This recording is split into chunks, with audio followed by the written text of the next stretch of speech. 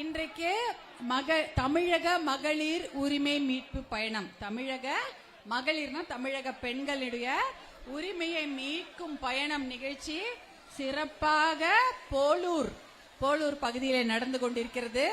சிங்கப்பெண்ணே எழுந்து வா அப்படின்ற ஒரு முழக்கத்தோட இந்த நிகழ்ச்சி நடக்குது. சிங்கப்பெண்ணே யாரு? நான் மட்டும் இல்ல, எல்லாரும். நீங்க எல்லாம் சிங்கப்பெண்ணே எழுந்து வா அப்படின்னோடனே நீங்க எல்லாம் உங்க வீட்டுல இருக்கிற வேலையெல்லாம் விட்டுட்டு பரவாயில்ல, இன்னைக்கு இந்த நிகழ்ச்சிக்கு போவோம் அப்படின்னு ஆசையா வந்து இங்க உட்கார கூட இடம் இல்ல என்ன. ஆனாலும் எல்லாரும் அவ்வளோ சிரிச்ச முகத்தோட, இந்த பக்கம் திரும்பின இடமெல்லாம் சிரித்த முகத்தோட இந்த மகளிர் அவ்வளோ அழகாக வந்திருக்கீங்க. வண்ண வண்ண உடைகள்ல உங்களை பாக்குறதுல எனக்கு அவ்வளோ மகிழ்ச்சி, அவ்வளோ சந்தோஷம். அதுவும் போலூர்ல சிறப்பாக நடந்து கொண்டிருக்குது. போலூர் என்ன பெரிய ஸ்பெஷல் இந்த ஊரு. நான் நேத்தெல்லாம் நிறைய ஊருக்கு போயிருக்கேன். நேத்து வேலூர் பகுதி போயிருந்தேன். வேலூர்ல என்ன ஸ்பெஷல் அப்படின்னா, அங்க ஒடுக்கத்தூர் கொய்யா பழம், அடுத்தது இளவம்பட்டு, அந்த பகுதியில் இருக்க முள்ளு கத்திரிக்காய், அதெல்லாம் ரொம்ப ஸ்பெஷலாம். முள்ளு கத்திரிக்கால சமையல் பண்ணி சாப்பிடுங்க அப்படின்றாங்க அந்த ஊர்ல போனோடனே பெண்கள். நாங்க சொல்லிட்டோம், நாங்க எல்லாம் சாப்பிட்டுட்டோம், எங்களுக்கு ரொம்ப தெரியும், அது உலக புகழ் பெற்றது. அப்படின்னா இந்த பகுதியில எது உலக புகழ் பெற்றது? எது? அரிசி. அரிசி அரிசி களம்பூர் அரிசியோ ஆரணி அரிசினா தமிழ்நாட்டுல யாருக்கும் தெரியாமே இருக்காது. ஏன்னா இந்த பகுதி அரிசி அவ்வளோ ஃபேமஸ். எல்லா ஊருக்கும் அதான் போகுது. சென்னை, கிருஷ்ணகிரி, கோயம்புத்தூர், பக்கத்துல ஆந்திரா, கர்நாடகா, கேரளா, எல்லாத்துக்கும் எந்த ஊர் அரிசி போகுது?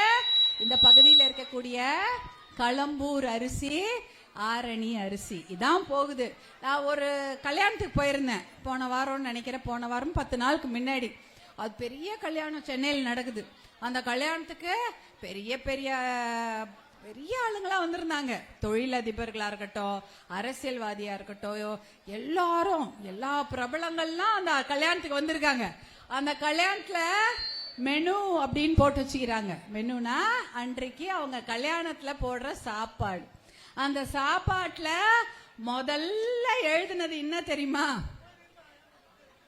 பொன்னி அரிசி, அதுவும் ஆரணி பொன்னி சாதம். இங்கிலீஷ்ல ஆரணி பொன்னி ரைஸ் சாதம் அப்படின்னா ஆரணி பொன்னி அரிசி சாதம் தான் அன்னைக்கு அவங்க சாப்பாடுல போடுறாங்க. அது என்ன ஃபேமஸ் பாருங்க, நமக்கே தெரியாத அங்க எழுதி வச்சிருக்கிறாங்க. இந்த ஊர்ல இருந்தே போன பொன்னி அரிசி, ஆரணி பொன்னி ரைஸ்.